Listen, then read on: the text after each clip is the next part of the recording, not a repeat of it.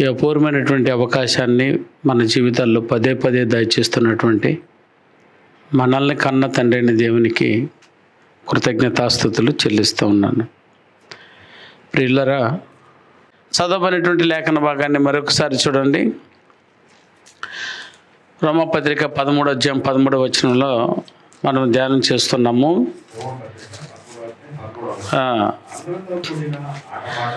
అల్లరితో కూడిన ఆటపాటలైనను మత్తైనను లేకయు, కామ విలాసములైనను పోకిరి చేష్టలైనను లేకయు, కలహమైనను చూడండి మత్సరమైనను లేకయు, పగటి యందు నడుచుకున్నట్లు మర్యాదగా నడుచుకుందాము.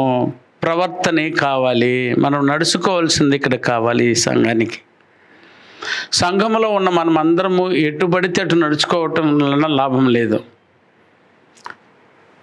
సంఘములో మేలు కొరకు వెంబడించే వారిని మనం ఏమి అడగలేము, అసలు మనం అడగవలసిన అవసరం కూడా లేదు.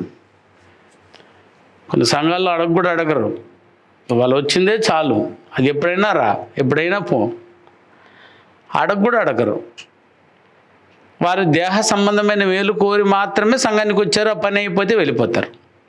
కానీ మనం అలా కాదే, మనమంటే ఆత్మలో మనం నేర్చుకుంటున్నాము, మనం ఆత్మ యొక్క లక్ష్యాన్ని సాధించడానికి సంఘానికి వస్తున్నాము అన్నప్పుడు ఖచ్చితంగా దీన్ని అవలంబించి తీరాలి.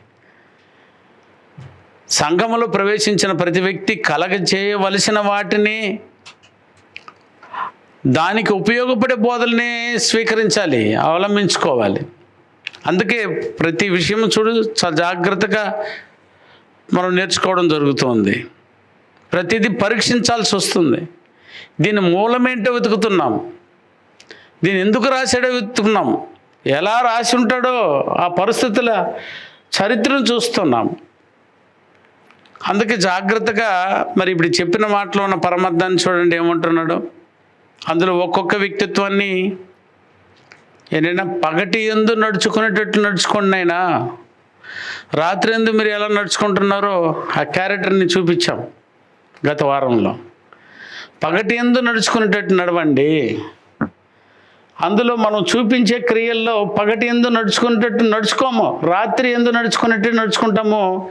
ఏ విషయంలో? మత్సర విషయంలో. అందుకే మత్సరం అంటే ఏంటో వాటిని కూలంకుషంగా ఒకటి వేళ్ళతో దాన్ని మనం పెరికేయాలి. అది ఉండకూడదు, ఆ క్యారెక్టర్ ఉండకూడదు. ఎందుకు అంటే మత్సరం పెద్ద నేరమా, మత్సరము పెద్దదే, అది ఉంటే తప్పేంటి అన్నట్టు చాలామందికి అది పెద్ద నేరంగా కనిపించట్లేదు. అసలు నాకు తెలిసి వ్యభిచారం కంటే పెద్ద నేరం ఏదైనా ఉందనంటే అది మత్సరమే. వ్యభిచారాన్ని ఏ రోజైనా కారి ఉమ్మారనంటే మానేసుకుంటారు కొంతమంది. ఇది ఉమ్మినా గారి ఉమ్మినా మార్చుకోలేనటువంటి ఒక క్యారెక్టర్ ఇది. ఇది నీకు ఉందన్న సంగతిని నీకు తెలియజేయకుండా దాచేటువంటి భయంకరమైనటువంటి క్యారెక్టర్ ఇది. చూసారా, అసలు నీ దగ్గర ఇది ఉంది, ఈ క్యారెక్టర్ నీకు ఉంది అన్న విషయాన్ని నీకు తెలియజేయనీయకుండా మభ్యపెట్టే భయంకరమైన క్యారెక్టర్ ఇది. ఏనా? అందుకని ఎంత జాగ్రత్త పడాలో ఒక్కసారి ఆ మాటలో ఉన్న పరమార్థాన్ని మీరు విన్నారు. అందులో మనం సంఘములో చేరి ఆయన్ని ఆరాధించాలి, ఆయన్ని మహింపరచాలి అనుకుంటుంటే ఈ క్యారెక్టర్ని ఉంచుకొనా? చూడు ఈ మాటను, మత్సరముతో తండ్రిని మహింపరచగలరా మీరు? ఆరాధనకైతే వచ్చేసాము, కానీ మత్సరంతో నిండుకొని ఉన్నాము. ఆనాడు సంఘము మత్సరంతో నిండుకొని తండ్రిని ఆరాధించడానికి పూనుకుంటూ ఉంటే ఆ అన్యజనులు తండ్రి వైపును మళ్లించాలని చెప్పే తాపత్రయంతో అదిగో చక్కగా ఉత్తరాన్ని రాయడం జరిగింది పౌలు గారు. నేడు మన సంఘం కూడా అదే పరిస్థితిలో ఉంది. మత్సరం ఖచ్చితంగా ఉండి తీరుతుంది ప్రతి ఒక్కరికి. అందుకే మత్సరాన్ని తీర్చుకోండి, తీసేసేయండి, బయటికి తీసివేయండి దాన్ని అని బోధగా మనం బోధించుకోవాలంటే అసలు మత్సరం అంటే ఏంది సార్? మత్సరం అనే పదానికి అర్థం ఏమి చెప్పండి. మత్సరం అంటే ఏందో తెలియజేయండి. మత్సరం ఎందుకు వస్తుందో, అసలు మాలోకి ఎందుకు ప్రవేశిస్తుందో చెప్పు. మత్సరమును ఎలా జయించాలో మాకు చెప్పు. మత్సరం వల్ల కలుగు ప్రమాదం ఏందో మాకు చెప్పు. మత్సరం లేక జీవించడం ఎలాగో ఆ జీవన విధానాన్ని మాకు ఒకసారి నేర్పంటే నైనా ఇవన్నీ రాసుకొనేసారు గత వారంలోనే. ఎత్తుకుపోయి సమాజంలో జవాబు రాసుకురాబండి చూద్దాం. ఎవడేని దీన్ని చక్కగా జవాబు చెప్పాడని ఒక్క నాదుడైనా దీనికి కరెక్ట్ సమాధానం చెప్పుంటాడు. దీన్ని రాసుకురాబండి. నేనైనా ఎన్ని కాలేజీలకు వెళ్తారో వెళ్ళండి. బైబిల్ కాలేజీల దగ్గరికి వెళ్లకుండా మీరు ఎన్ని లోకములో ఎంత జ్ఞానాన్ని చెప్పేవి ఉన్నాయో ఆ దగ్గరంతా వెళ్ళండి. దీనికి సమాధానం రాసుకురాబడి చూద్దాము. బైబిల్ ముట్టకుండా. ఇంపాసిబుల్. దాన్ని చెప్పగలిగిన ఏకైక ఏదైనా పుస్తకం ఏదైనా ఉందనంటే అదే బైబిల్. అప్పుడు ఎంత గొప్పదనైనా బైబిల్. దీన్ని లేచింది చదవరా, ఒక్క అధ్యాయం చదవలేరా? పడుకునేటప్పుడు కుటుంబం పోయి అల్లాడుకొని వచ్చింది కదా ఇంటికి. వచ్చిందే భార్య రెడీగా ఉండాలి. చేపలు వేసేసి రెడీగా కూర్చోబెట్టేసి అందరు రెండయ్యా ముందు ప్రార్థన చేసుకుందాము అని యజమాని అలా నేర్పించి ఉండాలి కుటుంబానికి. నువ్వు మర్చిపోయి కూర్చున్నా కూడా సాటి అయిన సహాయం అంటే అదే కదా నైనా. లేపు కూర్చోబెట్టి బిడ్డలందరినీ కూర్చోబెట్టి తీ బైబిల్. దీనికి కొట్టరు బైబిల్ తీయకపోతే. ఈరోజు హోంవర్క్ చేసినావా లేదా తోలు తీస్తారు బిడ్డల్ని. అది ఏమో తీర్పుని దాటిచ్చేసేటట్టు. నువ్వు చదివించినా చదివించకపోయినా వాళ్ళు బాగానే ఉంటారు. వారు వచ్చే క్రమంలో అది నేర్చుకునేస్తారు. ఆదాముని ఎవరు కొట్టి నేర్పించారా చెప్పండి నాయన? సొలొమోను మహారాజుని ఎవరు కొట్టి నేర్పించారు చెప్పండి? ఈ లోక సంబంధమైన జీవితాన్ని ఎట్టనే జీవిస్తారు బాబు. ఇది కథ కొట్టి నేర్పాల్సిందే. ఆజ్ఞాపించిందేమో ఆజ్ఞగానే మిగిలిపోయింది. రానిదేమో ఆజ్ఞలకు వచ్చేస్తున్నాయి. అందరూ చూడు ప్రతి ఇళ్లలో ఇలాంటి శ్రద్ధ. కానీ ఈ మహాజ్ఞానాన్ని నేర్పించుకోవడానికి మాత్రము మన బిడ్డల మీద నిజంగా ప్రేమించటం లేదా? మన భర్తను నిజంగా ప్రేమించట్లేదు, మన భార్యను నిజంగా ప్రేమించట్లేదు. చికెన్ తీసుకుని వండుకున్నాం అనుకునైనా బిడ్డలు రాంది తల్లిదండ్రులు తినరు. తల్లిదండ్రులను వదిలి బిడ్డలు కూడా తినరు. తినే విషయంలో మాత్రం ఇంత ఏకత్వం ఉందే. ఈ బైబిల్ చదివే విషయంలో ఎందుకు ఏకత్వం చూపించరు? అది ఎందుకు నేర్పరు మీరు? అందుకే ఈ విషయం జవాబు దొరకకుండా పోతుంది ప్రపంచానికి. దయవించి ఇప్పుడైనా మీ తరాన్ని మార్చి చూపించండి. పోతే పోయింది ఆ తరం, అటు వదిలేయండి. మీ నాన్న వాళ్ళ తరం అటు వదిలే, కానీ నీ తరంలోనే నీ బిడ్డకు నేర్పో. ఇదే కదా మిమ్మల్ని కోరుతున్నాము. అందుకు కూలంకుషంగా మీ పిల్లలకు ఒక సొత్తు ఏమైనా ఉందనంటే మన అపోస్తుల బోధనే. మీకు తెలుసో తెలియదు. అందుకని ప్రతి ఒక్కరు నోట్బుక్ రాసుకొని తీసుకోండి. చేతులు ఊపుకుంటూ వస్తారైనా బైబిల్ కూడా తీసుకోకుండా కొంతమంది. మీ పిల్లలకి ఏమి ఇచ్చిపోతారో చెప్పండి నాయన? మీరు ఏమి ఇచ్చిపోయారంటారు, కానీ ఇది ఇచ్చిపోయారంటే చచ్చేంత వరకు పొగుడతారు. నా డాడీ నోట్స్ చూడు ఎట్టుందో, మా మమ్మీ నోట్స్ చూడు ఎట్టుందో అని ఖచ్చితంగా చెప్పగలగాలి. అది పేర్చిపెట్టు నీ బిడ్డల ఎదురుగా. ఇదే నీ ఆస్తి. చూడు ఎంత అద్భుతంగా ఉందో. మత్సరం అంటే ఏందో నేర్పించునైనా ఈ ప్రపంచానికి. అందులో నీ బిడ్డలకి నేర్పించో. మీ పిల్లల తరమైనా మారని, ఇది లేకుండా బ్రతకని. బైబిల్లో ఉండే పోతుంది తరతరాలకి. దీన్ని బోధకుడు నేర్చుకొని చెప్పబోయేదిలే, అది తల్లిదండ్రులు నేర్చుకొని పిల్లలకి చెప్పబోయేదిలే. ఎట్ట మారుతుంది కుటుంబము, ఎట్ట మారుతుంది కుటుంబాలు కలిసిన సమాజము, ఎట్ట మారుతుంది సంఘము. అందుకే జీవం గల దేవుని సంఘములు చెప్పునైనా మారని దాని కొరకు ప్రయాసపడండి. కొంతమంది తల్లిదండ్రుల పిల్లలు మేము కూడా దేవుని పనులు చేసుకుంటాం, తీసుకెళ్ళి డాడీ మమ్మీ అంటే ఆ వార్త విన్న తర్వాత చల్లగా ఉందండి బాబు. నిజంగా బిడ్డలకి ఇంత ఆశ వచ్చేసిందా అని. ఈరోజు డాడీ వదిలి డాడీ నేను సినిమాకి పోయేస్తా ఫ్రెండ్స్తో అని అడిగే బిడ్డలు ఉన్నారు ఈరోజు. కానీ ఈరోజు స్కూల్కి పోతే ఆగిపోతాము, మేము వచ్చి దేవుని పని చేసుకుంటామని అడిగే పిల్లలు ఉన్నారు నాయన. అసలు ఆ పిల్లలు అలా ఉన్నారంటే దానికి అర్థం తల్లిదండ్రులు అలా ఉన్నారు. వాళ్ళ తల్లిదండ్రులు అలా ఉన్నారని అంటే జీవం గల దేవుని సంఘంలో వారు నేర్చుకుంటున్నటువంటి ప్రవర్తన. మత్సరముతో నువ్వు దేవుని మహిమపరచలేవు. ఇది భయంకరమైన ఒక క్యారెక్టర్ ఇది. అందుకే గత వారంలో కూలంకుషంగా దాని అర్థాలను చూస్తూ ఉన్నాము. ఏంటి అర్థం? మత్సరం అనే పదానికి అర్థం చెప్పాము. దానినా ఏదటనైనా మత్సరం అంటే అసూయ, రెండోది ఏదంటేనా ఈర్ష్య, మూడోది స్వార్థము, నాలుగోది పోటీతత్వము అనేనా పాప స్వభావము. వెనకది ముందుది, ముందుది వెనకది అట్టటి కాకుండా వరుస క్రమముగా దాన్ని వ్రాసుకున్నట్టు చెప్పుకోవడానికి ప్రయత్నిద్దాం. నెంబర్ 1 ఏమని చూసామనైనా మత్సరం అంటే చూసాం గత ఆదివారం. నేనా పూర్తిగా చూసాం కదా. మత్సరం అనే పదంలో ఏదైనా నెంబర్ 1 అసూయ పడ్డ ఓ కుటుంబం ఎంతవరకు ఏదైనా పట్టణమే నాశనం అయిపోయిందో. ఓ అసూయ వస్తే వాడు చావాలి, కానీ పట్టణం చచ్చిపోతాం. చూసారా, పెద్ద కీర్తి తెచ్చిపెట్టేస్తుంది.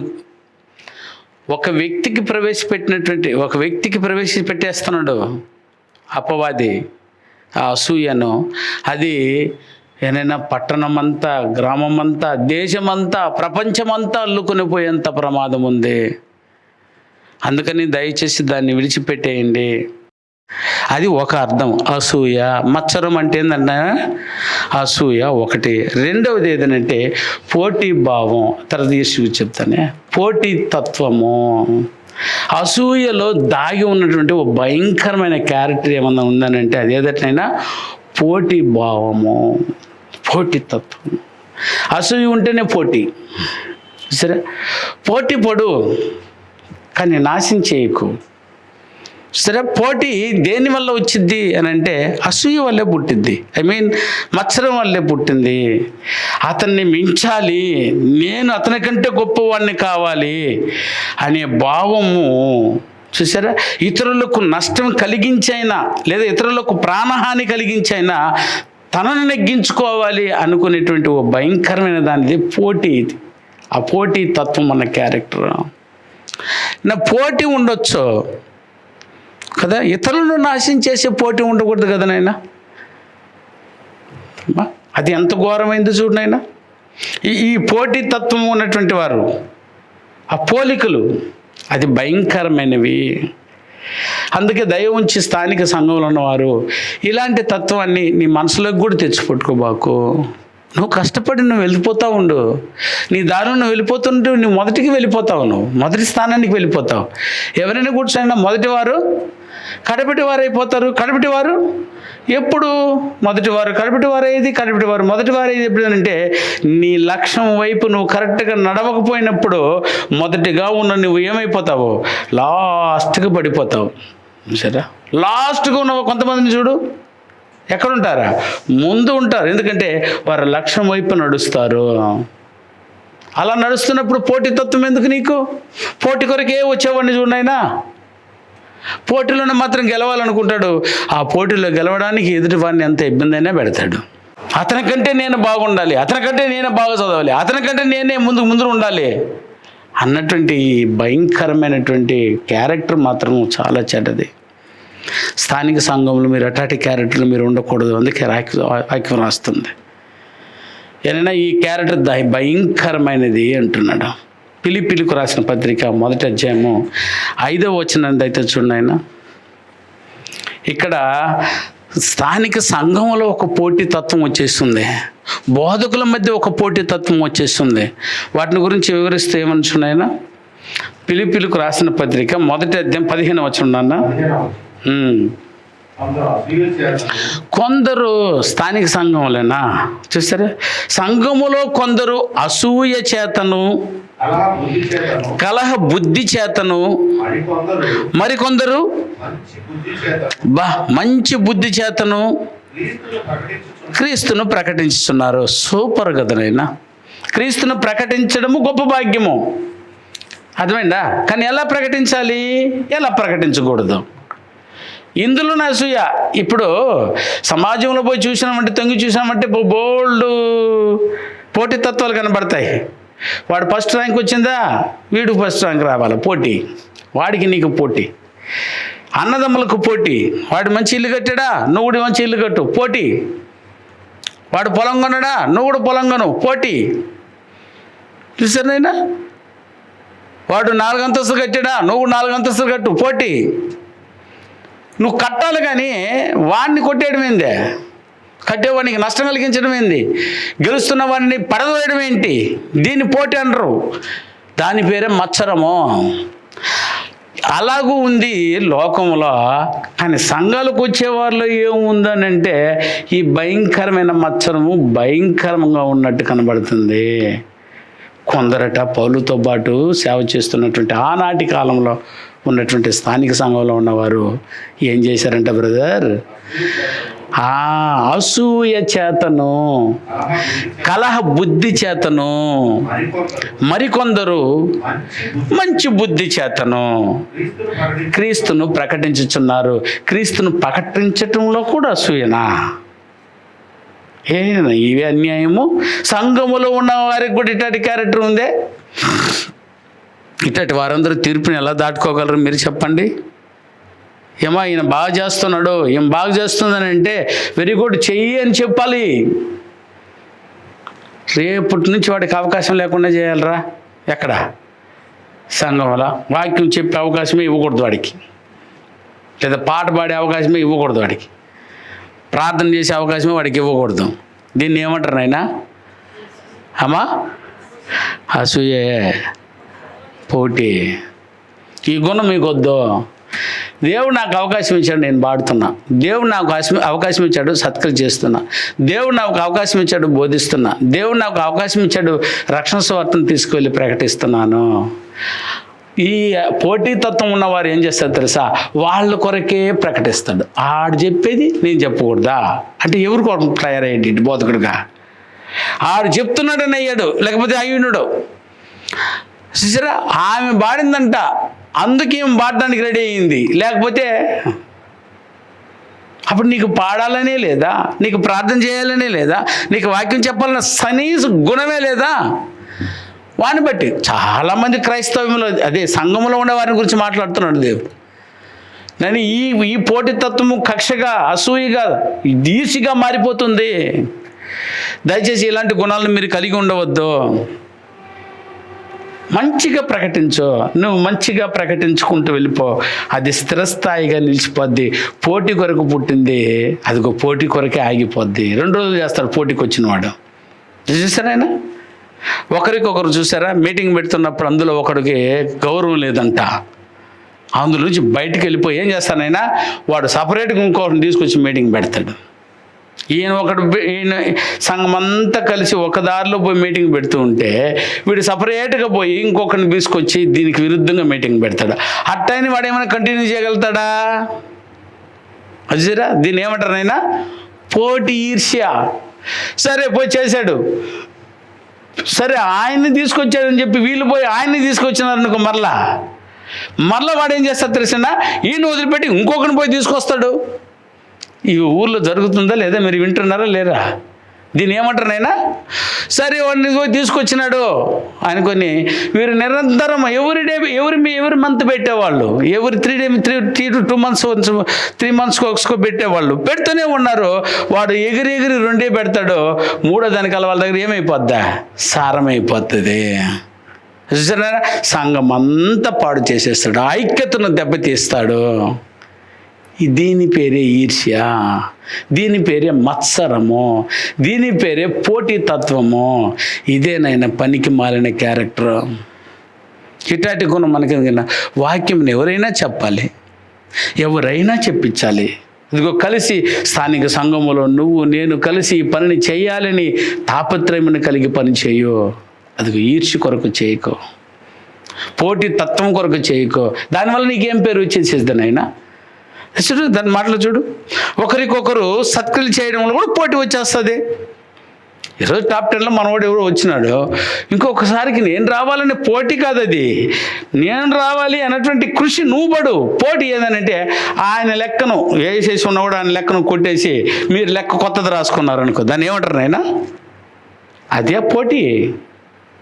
అట్లాంటిది కాదు. నువ్వు చేస్తున్న సత్క్రియలో దేవాది దేవుని ఎదురుగా చేసుకుంటూ వెళ్ళిపో. ఇలాంటి కక్షలు ఉన్నాయట. 2వ అధ్యాయం 3వ వచనం చూడండి బ్రదర్, ఫిలిప్పీయులకు రాసిన పత్రికలోనే.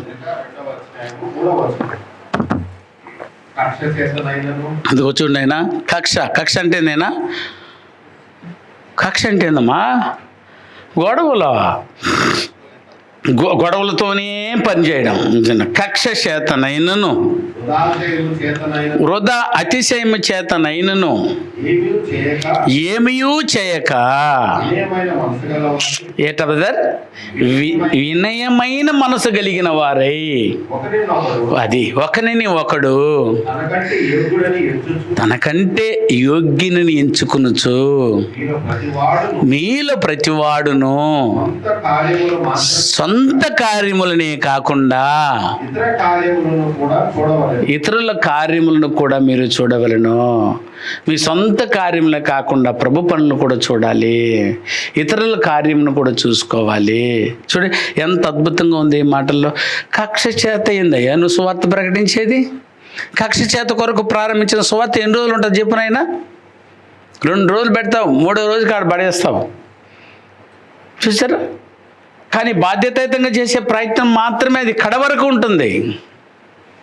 చాలామంది సంఘాన్ని విడిచి చేయాలనుకుంటారు, చేస్తూ ఉంటారు. ఆ పనులు చూసారా నామరూపం లేకుండా పోతుంటుంది. కానీ 1వ శతాబ్దంలో ఎంతోమంది లేచారు, మీకు గుర్తుందా లేదనైనా? గలతీ ప్రాంతానికి వెళ్ళారట. వారికి మేము ఏ అధికారము ఇచ్చి ఉండలేదు, కానీ వారు వెళ్ళి ఏం చేశారంటైనా? యూదులు సున్నతి పొందవలసిన అవసరము లేదయ్యా, బాప్తీసం పొందితే చాలు, విశ్వాసం వలన ఒక వ్యక్తి నీతిమంతులుగా తీర్చబడతారు అని పౌలు బోధించి అనేక మందికి బాప్తీసం ఇచ్చి వస్తే చూసారా, పౌలు మీద కోపం, వీళ్ళకి కక్ష. మేము కూడా సువార్త చెప్తున్నామని చెప్పి మేము కూడా యెరూషలేము నుంచే వచ్చామని వెళ్ళి మీరందరూ యూదులందరూ ఖచ్చితంగా ఏం పొందాలి? సున్నతి తీసుకుంటేనే పరలోకం పోతారు, కానీ విశ్వాసం చేత బాప్తీసం పొందిన వారు పరలోకానికి పోరని కొత్త బోధ చెప్పి వచ్చినారని అక్కడ. ఇది కక్ష కాదా? ఎవరి మీద కోపం ఇది? అలాంటి క్యారెక్టర్ వీళ్ళది, పోటీతత్వం ఉన్న క్యారెక్టర్ వీళ్ళది, పనికి మాలిన క్యారెక్టర్ వీళ్ళది. అది ఏదైనా మత్సరముల నుండి ఓ భయంకరమైనటువంటి నానార్థము. పోటీ కోసం ఎట్టునైనా కష్టపడలేకపోతే లేదు. వాడు కొడుకు వీడు మారిపోవడం ఏంటి, నువ్వు చెడిపోవడం ఏంటి? తాగొద్దన్నాడంట, నేను తాగుతా, ఏం పీక్కో అని చెప్పి ఎదురుగా తాగుతాడు. ఎవరు నాశనం అయిపోతారు సరే.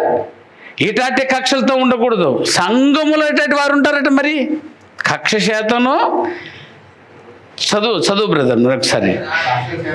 కక్ష చేతనైనను వృధా అతిశయమో, ఏదైనా వృధా అతిశయమో అది వృధా, ఏ పనికి మాలింది అది.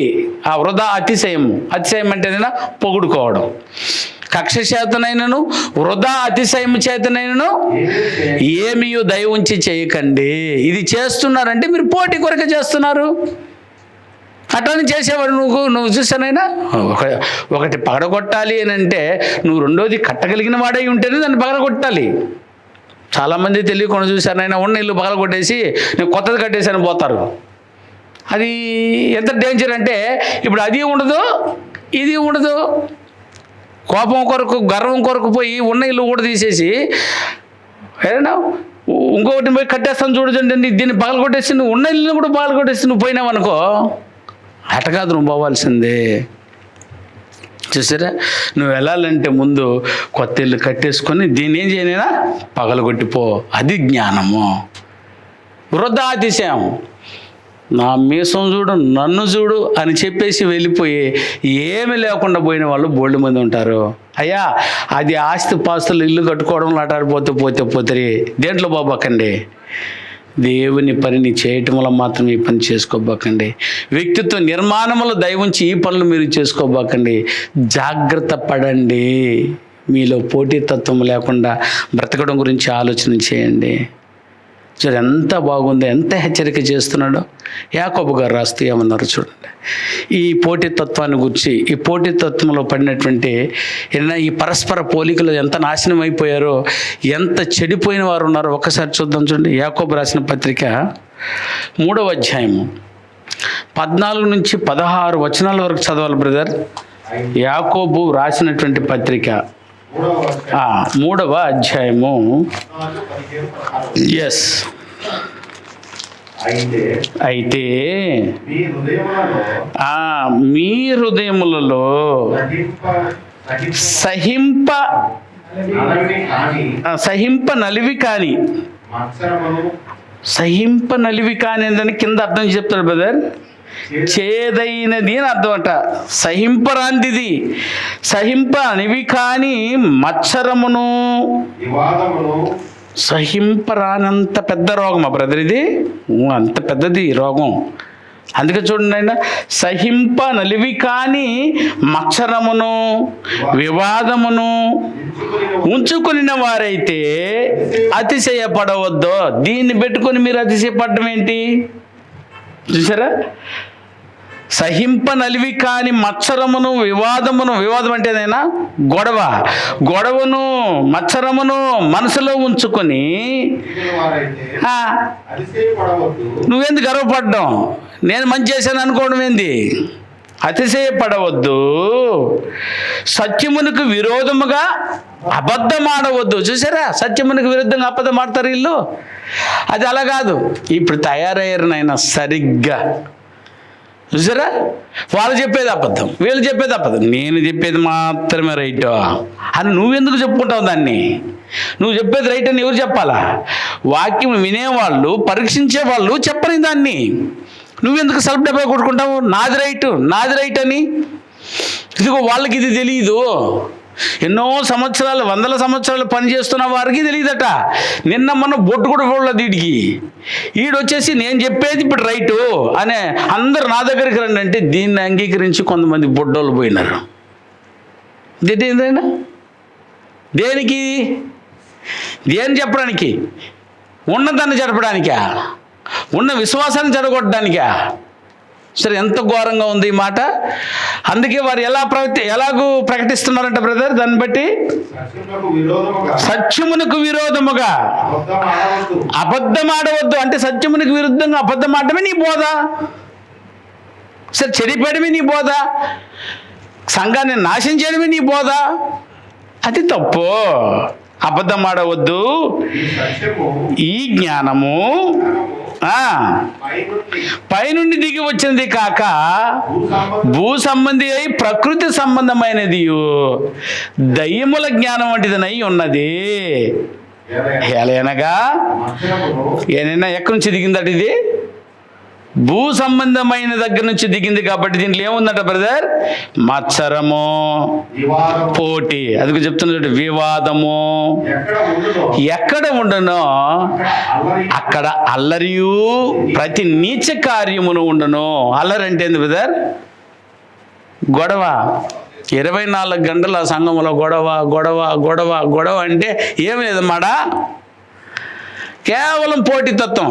వాడు చెప్పింది నేను చెప్తున్నా, నాకు వచ్చేది ఈ లాంగ్వేజ్ వచ్చో, ఈ భాషలు వచ్చో, ఎవడికి కావాలి ఏంటమ్మా ఇది? తీర్పును దాటించడానికి నలుగురిని రెడీ చేయరా బాబు. అంతే కదా నేను చెప్పాల్సింది. ప్రతి సంఘమే లేదు నేను వీళ్ళకి.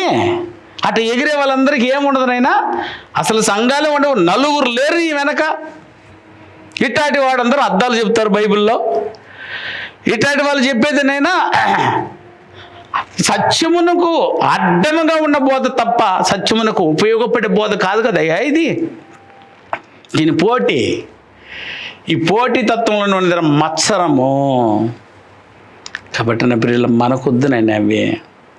ఈ క్యారెక్టర్ ఉంటే కూడా మనం తీసివేసుకోవడానికి ప్రయత్నం చేద్దాం. వీలైతే ఒప్పించు, వీలైతే చూపించు. ఇది కాదు నైనా ఇలా వెళ్ళు, సిగరెట్ తాగకర్రా నాయన, నువ్వే పాడైపోతావు. నా కొరకు పోటీకి నువ్వు చెడిపోవడం ఏంటి బాబు చెప్పు. ఇసలు ఎంత ఘోరంగా ఉంటుందో. భర్త వద్దన్నాడట, నేను అదే చేస్తాను అని అంటే అది నాశనం కదా తల్లి. నేనైనా వద్దని దాన్ని వదిలేయమ్మా, నీ బంధం ఈ ఒక్కరోజుదా, మరణ పర్యంతము ప్రమాణం చేసి వచ్చేసి ఈరోజు నువ్వు వదిలేసుకొని వెళ్ళిపోవాలనుకుంటావు. ఆ ఒక్క సమస్యకే దాన్ని ఏమంటారు? పోటీ. వాడిని చూడదంటే నేను చూస్తా, ఆడబోదు నేను పోతా, అది చేయవద్దు నేను చేస్తా అని అన్నారంటే కుటుంబం నిలబడుతుంది. చెప్పండి అయినా దీన్ని ఏమంటారు? అయినా పోటీ, అసూయ, మత్సరము, అంతతో మిగిలిపోతారు బ్రదర్. దయచేసి క్యారెక్టర్ మంచిది కాదు నాయన. అలాగ బోల్డ్ మంది ఉన్నారు బైబిల్లో, వారి జీవితాలంతో శూన్యం. చూసారా, పోటీ పడ్డ వారందరూ చూసారా నాయన, కాళ్ళ మీద వచ్చి పడిపోయారు లాస్ట్కి వాళ్ళ దగ్గర. అటు పోటీ తత్వంలో ఉన్నటువంటి ఒక సందర్భం ఉంది నాయన బైబిల్లో. ఆదికాండము 37వ అధ్యాయము 11వ వచనాన్ని దయతో చూడు బ్రదర్. అతని సహోదరులు అతని యందు అసూయపడిరి. అయితే అంటే అసూయపడిరి అంటే ఏం పడిరి? పోటీ పడిరి. ఏం పోటీనైనా వీళ్ళకి? ఎవరు వీళ్ళు? అర్థమైపోయింది కదా, సందర్భం అర్థమైపోయింది కదా. ఏం పోటీమా? ఈయన ఏం చెప్పాడు? వీళ్ళని ఎందుకు వచ్చింది? ఏం పోటీ వచ్చింది వీళ్ళ మధ్య? ఏనైనా అదే ఏం పోటీ? అందరికంటే వెనక పుట్టినవాడు మాకు చెప్పడమా? మాకు రాదా ఇదే? మాకు తెలీదా ఇదే? చూసారా, మేము ముందు పుట్టిన వాళ్ళం, మేమేమి అంత తక్కువ మేము?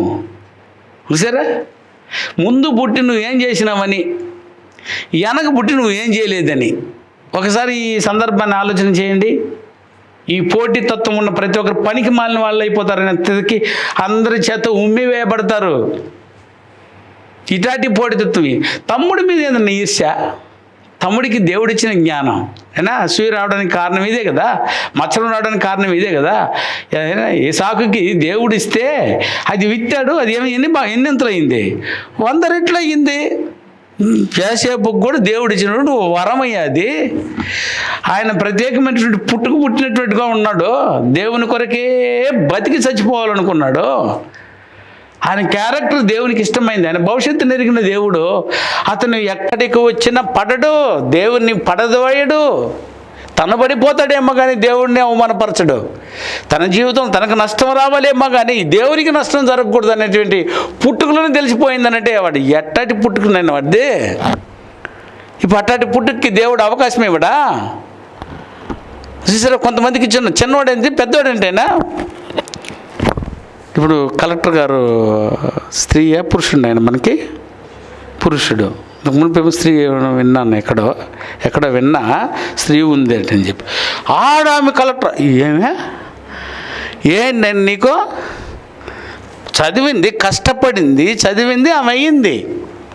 పోతే ఉన్నవాళ్ళు కూడా చిన్నవాళ్ళు ఉండొచ్చు, వయసులో చిన్నవాళ్ళు కూడా కలెక్టర్ అయిపోయి ఉంటారు. చిన్నవాళ్ళు కూడా ఎస్పీగా ఉన్నారు. చిన్నవాళ్ళకి కూడా చాలామంది పెద్ద పెద్ద పదవుల్లో ఉంటారు. నేను పెద్దవాడిని అని అంటే అక్కడ పోయి నువ్వు ఇది ఇటాటి గుణం. దేవుడు తన భవిష్యత్తుని ఎరిగాడు, తన కష్టాన్ని ఎరిగాడు. దేవుడు తనను ఆశీర్వదించి ఒక కలభావమును విప్పే మహావరాన్ని ఇచ్చాడు. అన్నయ్య ఇటు రండిరా, నేను ఒక కలగన్నాను. ఏమ్మా తప్పమ్మా?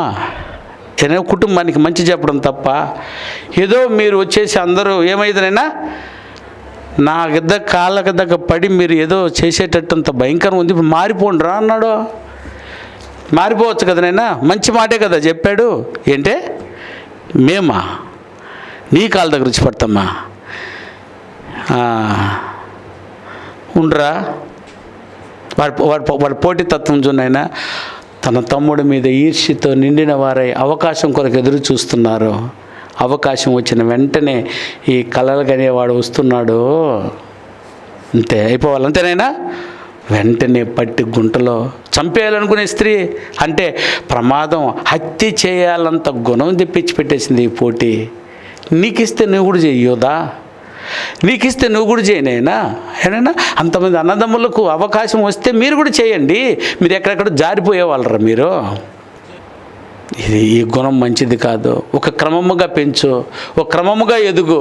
దేవుడు నీకు ఇచ్చిన కదా నువ్వు చేసుకుంటూ వెళ్ళిపో. ఇందులో ప్రథమం ఏంటి? ఏనైనా నువ్వు చిన్న ఏంటి పెద్ద ఏంటి నువ్వు చేయడానికి పూనుకో. కానీ తమ్ముడి మీద అసూయపడి అతన్ని చంపడానికి ట్రై చేసి ఆలోచించేసి గుంటలో పడేయడానికి కొట్టి గుంటలో పడేశారు. మరలా ఇంకొకటికి ఐడియా వచ్చింది, గుంటలో పడేస్తే ఏ మృగం వచ్చి తినేసి మనకేమో లాభమరా, వాడిని నమ్ముకుని బతుకుదాం అనుకుని అమ్ముకునే ప్రయత్నం చేశారు. తుదకి అతను రాజైపోయాడు. ఈ విషయం మనందరికి తెలుసు కాబట్టి నేను షార్ట్గా చెప్పేస్తున్నా. రాజైన వేళ నీకు అన్నం లేకుండా వచ్చే గతి వచ్చిద్దే. ఇప్పుడు నువ్వు అందరూ గోతం పట్టబట్టుకొని ఇప్పుడు ఎవరి కాళ్ళ దగ్గరికి రావాలా? రాలేదా? అట్టండి రావా అటు చెప్పనైనా గోతం పట్టబట్టుకొని వచ్చేసి సాగిలపడి నీ తమ్ముడికి మురికితిరే. ఇప్పుడు కాదా అది? ఈ పోటీకి పోతే ఇట్టే జరిగిద్ది. నువ్వు క్యారెక్టర్ని మార్చుకొని ఉంటే నువ్వు అద్భుతంగా బ్రతుకుతావు సోదరా సోదరి. ఈ పోటీతత్వం అయితే దయచేసి ఉంచుకో. పోటీ తర్వాత ఉంచుకున్న వారందరూ ఈ గతికే పాలవుతారు లాస్ట్లోకి. ఇది మహాజ్ఞానం నేర్పుతున్నటువంటి సంగతి. ఏమైనా వద్దునైనా కక్ష చేతన కానీ ఏదైనా వృధా అతిశయం చేత కానీ మీరు దేవుని పనులు చేయకండి. మన సోదరులు ఎవరైనా ఒకరు చేస్తూ ఉన్నారని అంటే దేవుడు వారికి అవకాశం ఇచ్చారు కాబట్టి వారికి సెల్యూట్ కొట్టండి, ఘనతగా ఎంచుకోండి, ఒకరికొకడు గొప్పగా ఎంచుకోండి. వారిని చేయనివ్వు, సరైన ప్రాపర్ వేని వారికి ఇవ్వు. ఎదుగన్నా ఇలాగ వెళ్ళు, ఇలాగ చెయ్యు. అదే కదనండి ఎంత గొప్ప పరిచర్య అవుతుందనంటే స్థిరస్థాయిగా నువ్వు చచ్చిపోయిన తర్వాత కూడా నీ పని జరిగించేంత గొప్పగా దేవుని పని జరుగుతుంది. కానీ ఎక్కువగా స్థానిక సంఘాల్లోని పొరపాట్లు ఉంటాయి.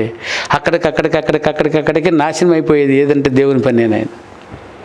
అందుకని ఒక్కొక్కరికి ఏ వరం అయితే ఉందో ఆ వరమును కనుగొని స్థానిక సంఘంలో ఉన్న బోధకుడు దాన్ని కరెక్ట్ ప్రాపర్ వేలో వారిని నడిపించు. ఉన్నతంగా నువ్వు చచ్చిపో.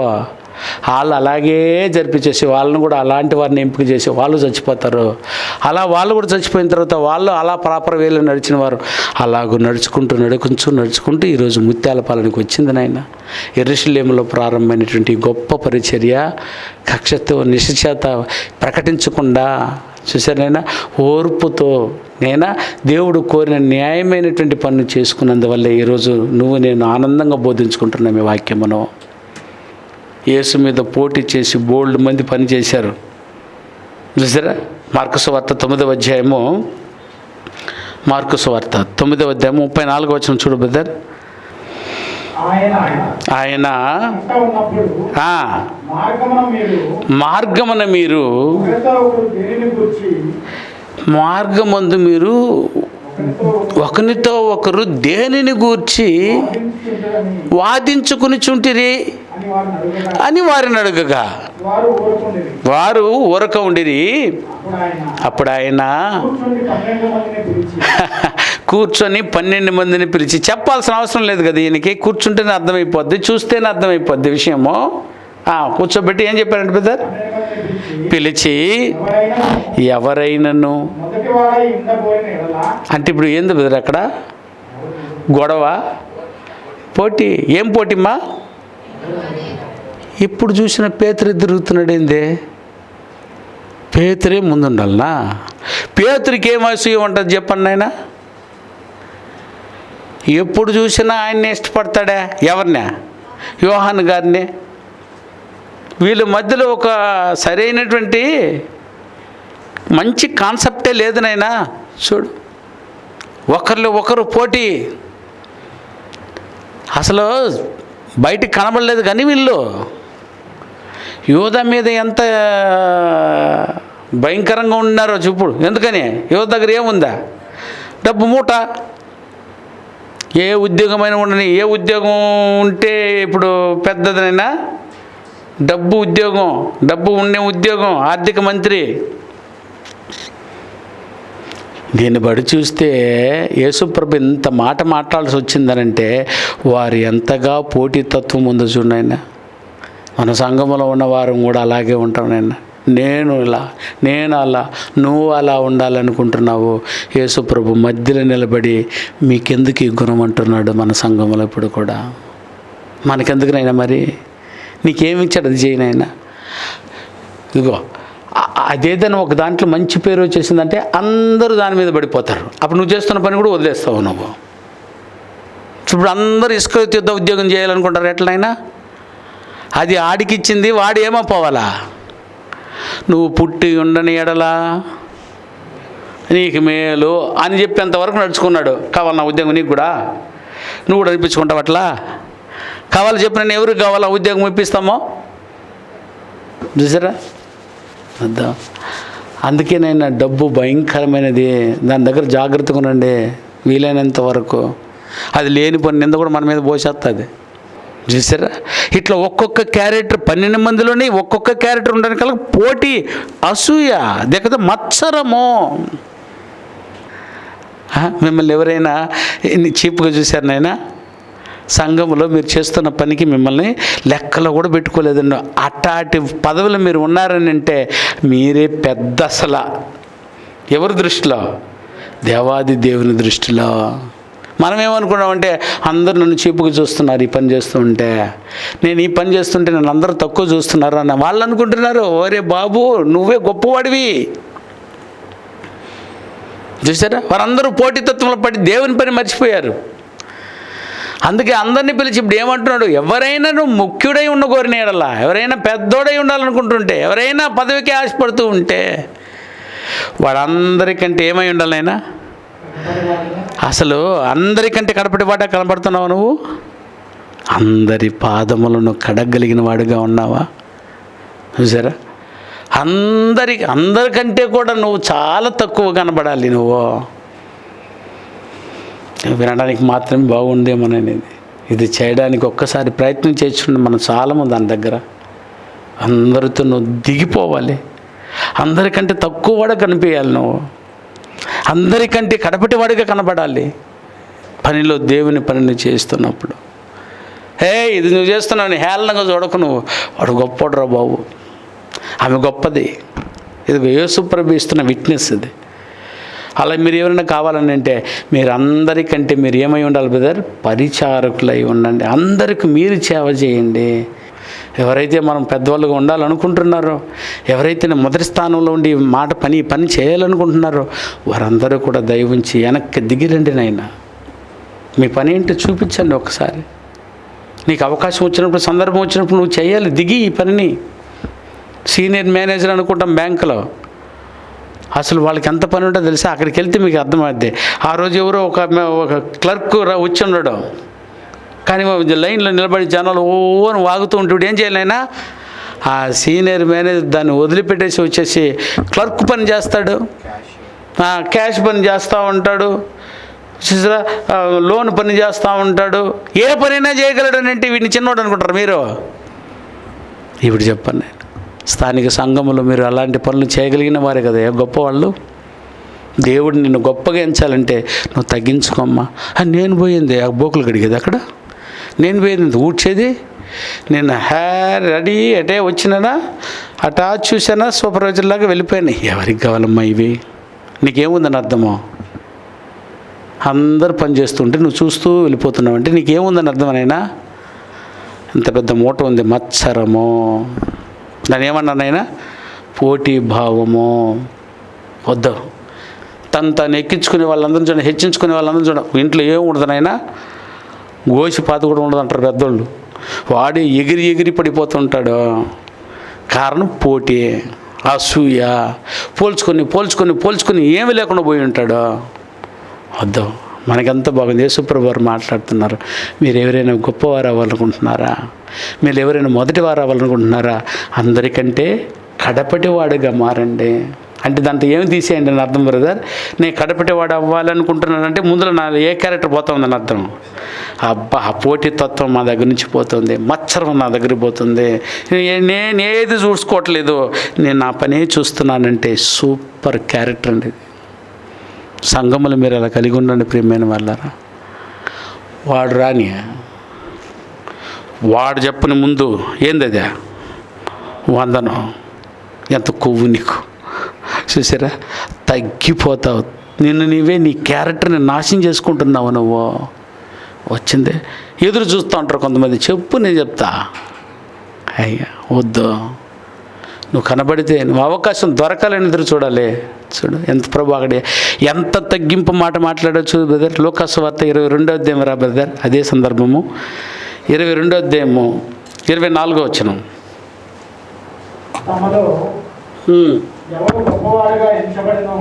తమలో ఎవడు గొప్పవాడుగా ఎంచబడునో,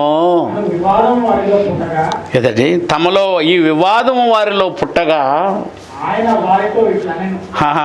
ఆయన ఆ వివాదం వేసుకుంటున్న వారితో ఏం వచ్చేసింది బ్రదర్, వాళ్ళ మధ్య పోటీ వచ్చేసింది. అక్కడ ఆ పోటీతత్వాన్ని బట్టి ఆయన ఏమంటున్నాడు, ఇట్లనను అన్ని జనములలో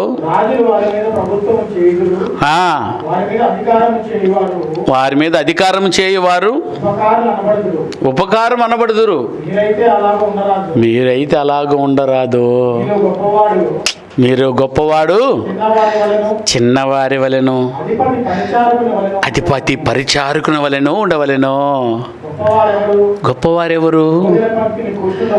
భోజన పంక్తిలో కాలు మీద కాలేసుకొని కూర్చున్నవాడా, వడ్డించేవాడా, నీళ్ళు పోయేవాడా, అన్నం పోయేవాడా?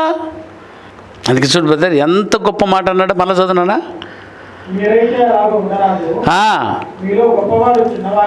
మీరు గొప్పవారు ఎట్టుండాలట్నైనా చిన్నవారి వలెను, అధిపతి పరిచారకుని వలె ఉండవలెను. నైనా అటు పోయి ఏదో చిన్న పని చేయండి నాయన. మీకు కనబడుతున్నటువంటి చిన్న పనులు చూసి చెప్పులు ఎత్తి పెట్టడం పెద్ద స్టేజ్ క్వశ్చన్ అనుకుంటున్నారేమో. ఒరే సేవర్రా బాబు అది. అదే నేను అందుకే కుటుంబానికి ఇచ్చాము, దాన్ని చేయండి.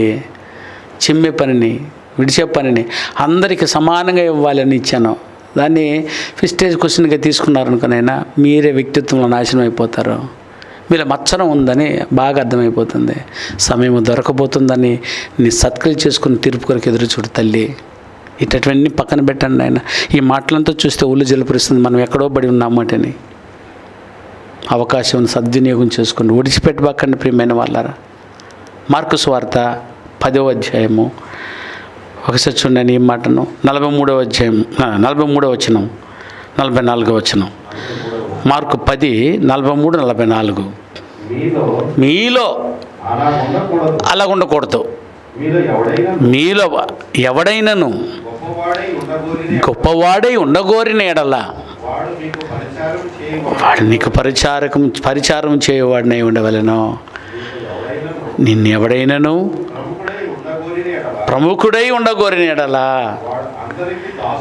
వారందరికీ దాసుడై ఉండవలెను. అందుకని ఈ వాక్యం తెలిసినప్పటి నుంచి మీకు కూడా పరిచర్య చేయాలనుకుంటాం. మీతో కలిసి దిగి అన్నం తినాలనుకుంటాం.